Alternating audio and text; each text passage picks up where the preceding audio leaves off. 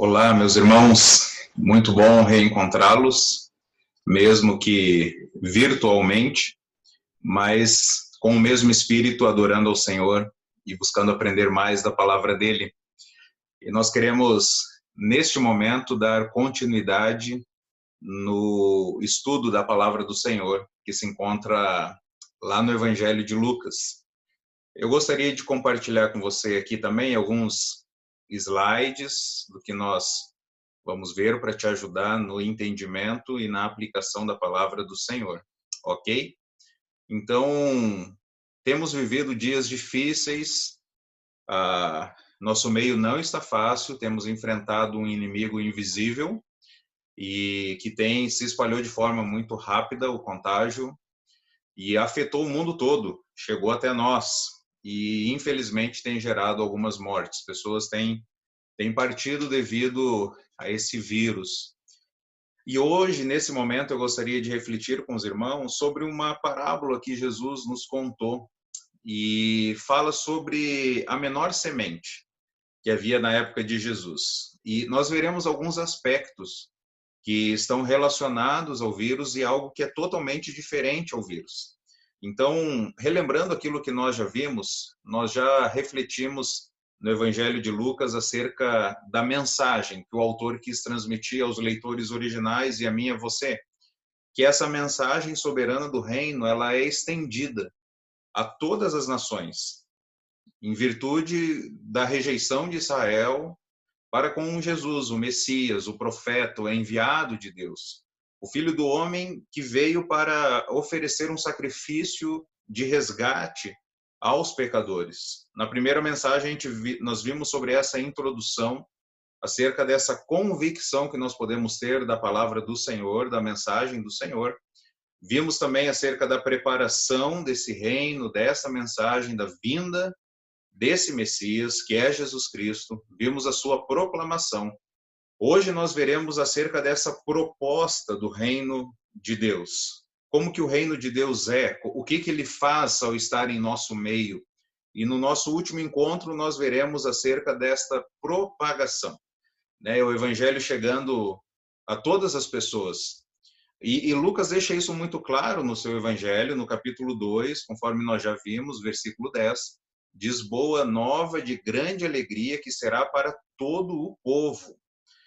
No capítulo 1, o autor ele diz o seguinte: ele será grande e será chamado Filho do Altíssimo. O Senhor Deus lhe dará o trono de seu pai Davi e ele reinará para sempre. Ele é o rei. Ele é aquele que o povo de Israel aguardava e acabou rejeitando. Ele reinará para sempre sobre o povo de Jacó. Seu reino jamais terá fim. Nada poderá dificultar ou atrapalhar o reino de Deus. No capítulo 2, no versículo 11, diz: hoje na cidade de Davi lhes nasceu o Salvador, que é Cristo, o Senhor. E ainda no capítulo 2, versículo 30 a 32, diz que vi a tua salvação que preparaste para todos os povos. Todas as pessoas, todas as nações, todas as tribos devem se alegrar em Jesus Cristo. Uma salvação preparada então para todas as pessoas. Ele é uma luz de revelação às nações e é a glória do teu povo Israel.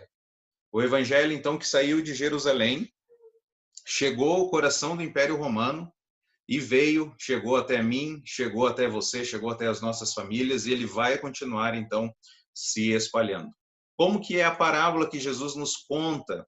Nós veremos em Lucas capítulo 13, versículo 18 a 21, acerca da parábola, de várias parábolas que Jesus estava contando, mas em especial essas duas, a parábola do reino dos céus, do grão de mostarda, e a parábola do fermento. Convido você, se você puder, acompanhar na escritura a leitura da palavra do Senhor. Então diz o seguinte em Lucas capítulo 13, versículo 18 a 21. Então Jesus perguntou: com que se parece o reino de Deus? Com que compararei? É como um grão de mostarda que um homem semeou em sua horta. Ele cresceu e se tornou uma árvore, e as aves do céu fizeram ninhos em seus ramos. Mais uma vez ele perguntou: com que compararei o reino de Deus? É como o fermento que uma mulher misturou com uma grande quantidade de farinha e toda a massa ficou fermentada. Vamos orar? Pai, nos abençoe nesta reflexão da sua palavra e que teu Santo Espírito possa ministrar a sua vontade a nós, que possamos viver o Evangelho e transmitir o Evangelho do Senhor a outras pessoas. É no nome de Jesus Cristo que nós oramos. Amém. Então Jesus conta acerca do reino dos céus, acerca dessa vida de poder, e eu gostaria de dividir nosso estudo aqui em basicamente duas partes. Uma primeira parte é a explicação dessas parábolas, o que elas significam, e depois uma aplicação, como que nós podemos aplicar o seu significado, então, às nossas vidas. Primeira parte que nós precisamos ver é acerca do reino dos céus. O que é o reino dos céus? Quando Jesus diz, com que compararei o reino de Deus, com que, de novo no versículo 20, com que compararei o reino de Deus? Ele usa no livro de Mateus a expressão reino dos céus, aqui em Lucas, o reino de Deus, são expressões intercambiáveis que revelam acerca do domínio de Deus sobre a terra. Jesus está fazendo uma comparação acerca do domínio pleno de Jesus aqui, o que aconteceria.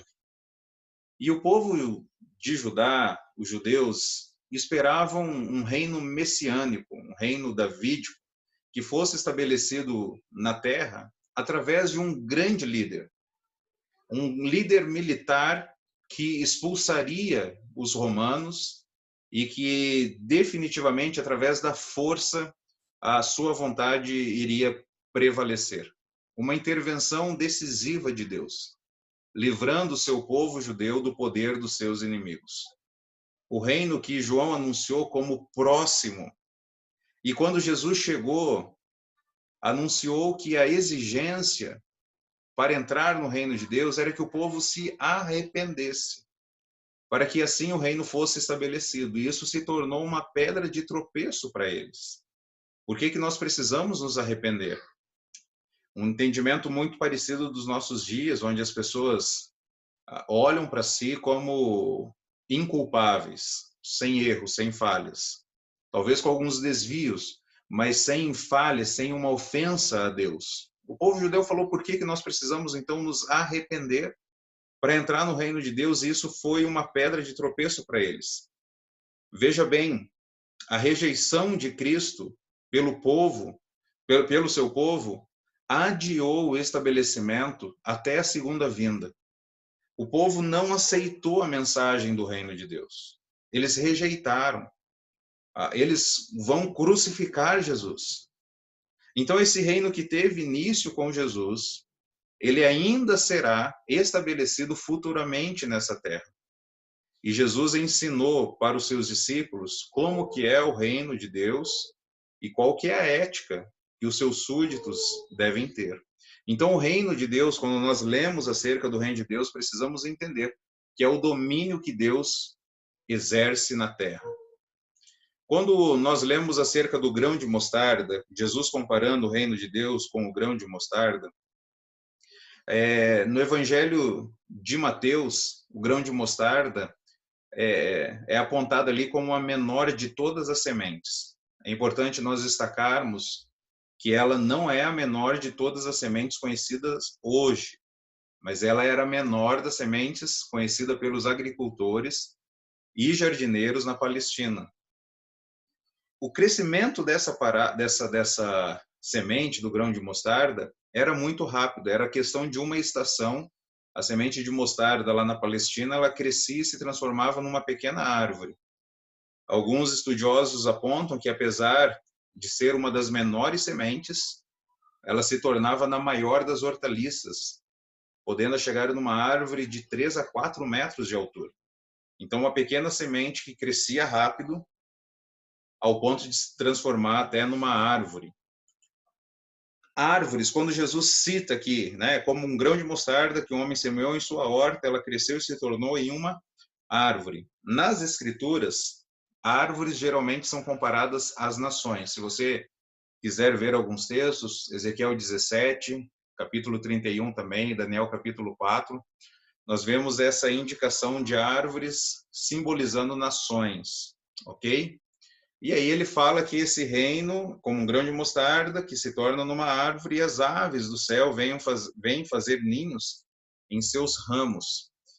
As aves, elas aparecem uma vez na Escritura aqui no sentido negativo, né? Na parábola, outra parábola que Jesus contou, é alguém que ouve a palavra, mas não entende. Satanás vem e retira a palavra que foi semeada. Mas provavelmente aqui nessa parábola que Jesus conta, as aves aqui estão representando um aspecto positivo. Por que isso? Porque se você acompanhar lá em Mateus, capítulo 13, você vai ver que Jesus está contando uma sequência de parábolas. E essas parábolas, o contexto dela é de um otimismo, uma confiança no triunfo final de Deus, apesar das dificuldades e das tribulações. Então, o contexto é de otimismo. Então, é mais natural entendermos aves aqui como pessoas, ok? E, por fim, nós temos a questão do fermento.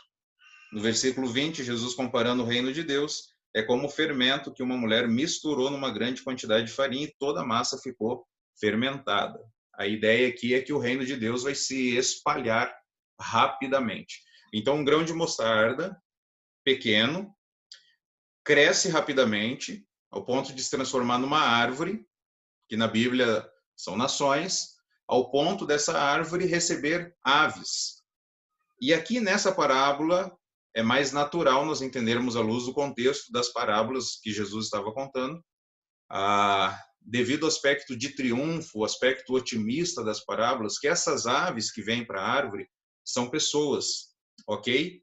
E aí Jesus agora usa a questão do fermento que cresce, se espalha rapidamente. Então devemos entender aqui que o evangelho que depois que é acrescentado, ele se espalha de uma forma rápida.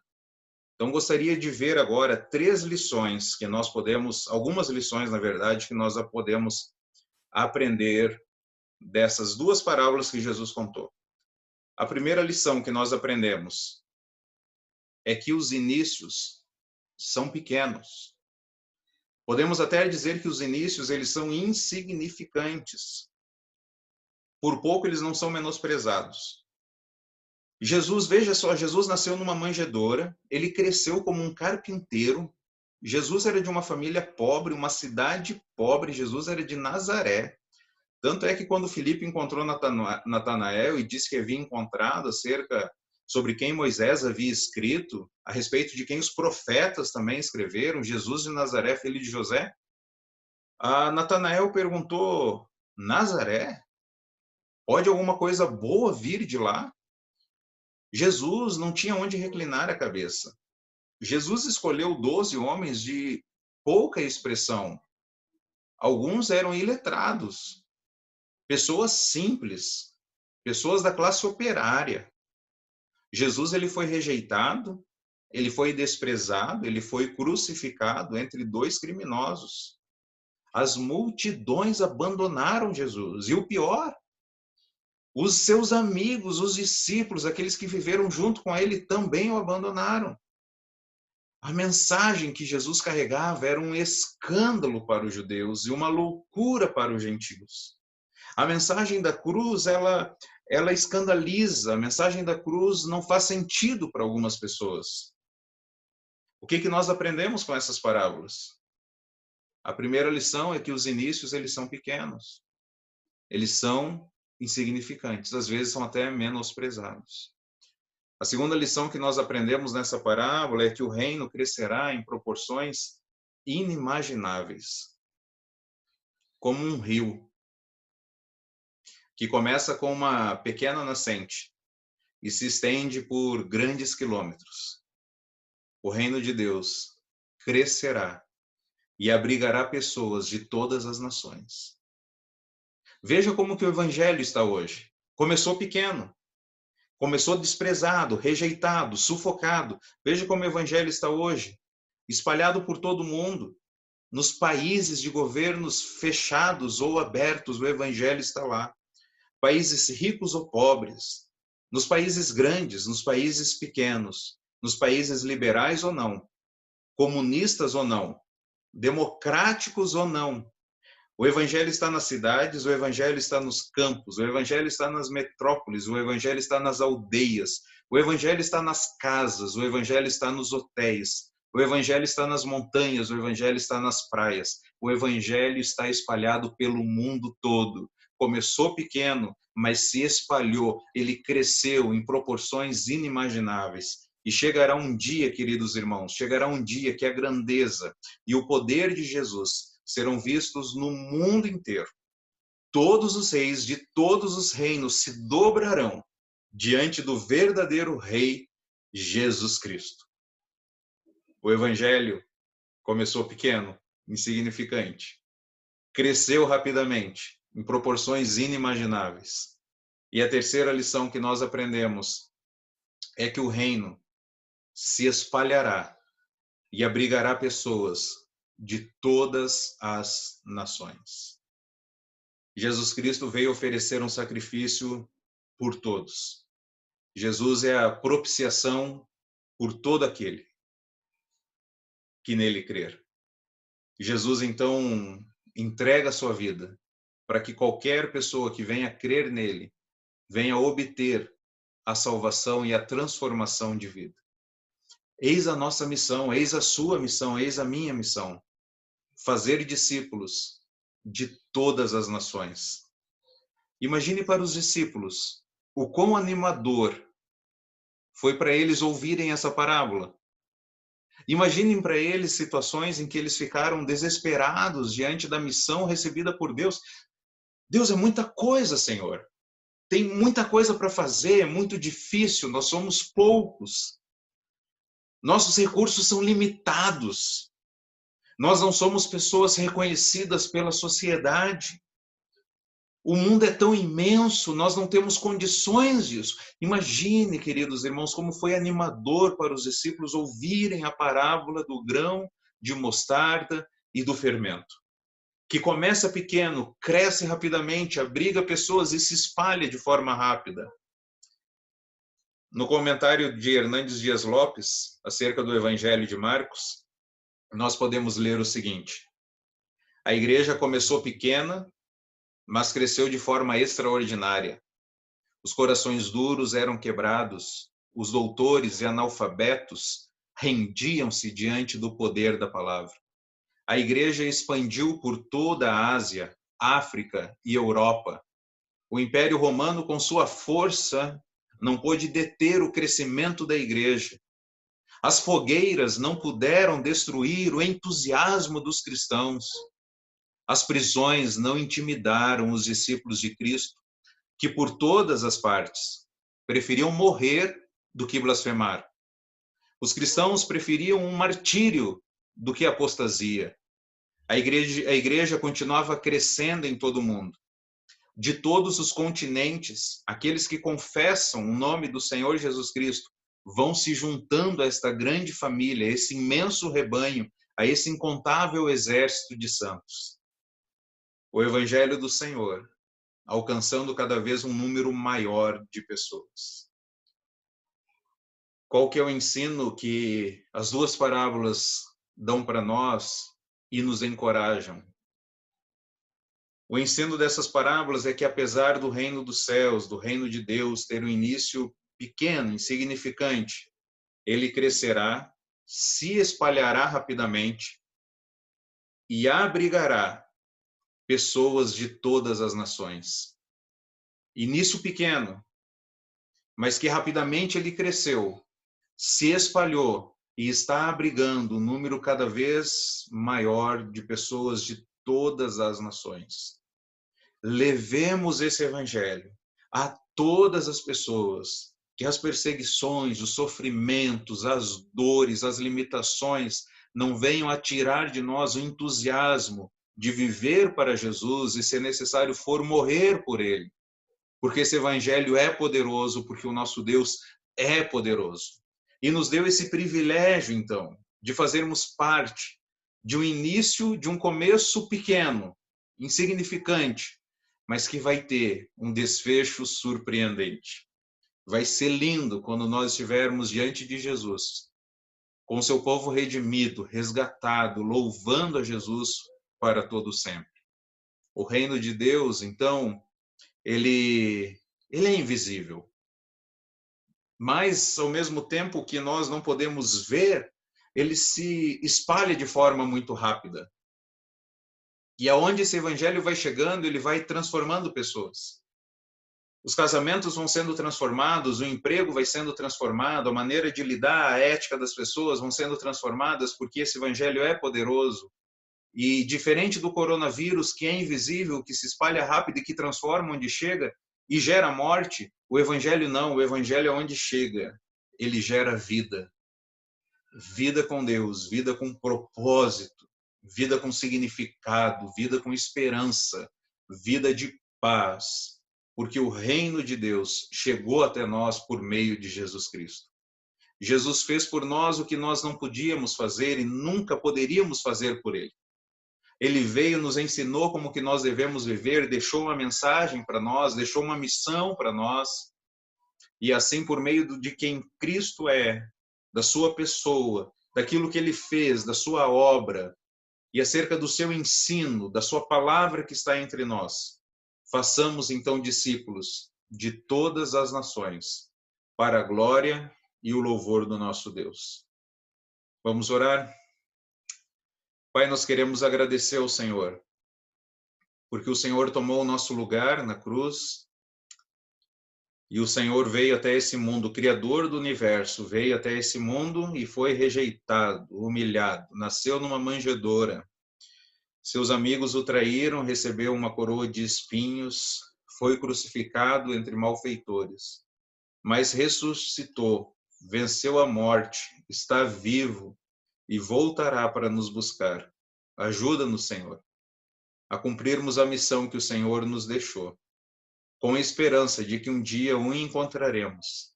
E esse desfecho vai ser surpreendente. Não haverá mais dor, não haverá mais morte. As cicatrizes, por causa do Senhor, serão substituídas por galardões, coroas, que nós entregaremos ao Senhor, porque só o Senhor é digno de todo louvor e de toda adoração. Use as nossas vidas para a sua honra e para a sua glória que nós oramos. Amém. Que Deus lhe abençoe. Um grande abraço e até breve. Se não aqui, lá no céu, com certeza. Que Deus nos abençoe. Amém.